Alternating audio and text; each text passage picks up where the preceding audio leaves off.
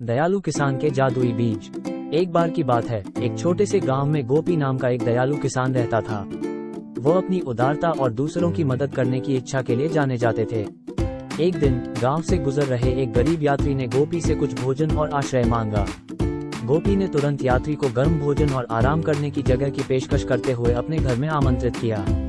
जैसे ही यात्री गोपी के साथ रुका, उसने किसान की दयालुता और इससे आसपास के सभी लोगों को मिलने वाली खुशी पर ध्यान दिया। यात्री गोपी के कार्यों से प्रेरित हुआ और उसने उसकी दयालुता का बदला चुकाने का फैसला किया। जाने से पहले यात्री ने गोपी को उपहार के रूप में एक छोटा, जटिल नक्काशीदार बक्सा दिया। उसने गोपी से कहा कि बक्से में बहुत कीमती चीज है, लेकिन उसे तब तक इसे नहीं खोलना चाहिए जब तक कि सही समय न आ जाए। साल बीतते गए और गोपी को कई चुनौतियों का सामना करना पड़ा, लेकिन वह यात्री के उपहार को कभी नहीं भूला। एक दिन गांव में सूखा पड़ गया और फसलें सूखने लगी। ग्रामीण अपने भविष्य को लेकर चिंतित थे। गोपी ने बक्से को याद करते हुए आखिरकार उसे खोलने का फैसला किया।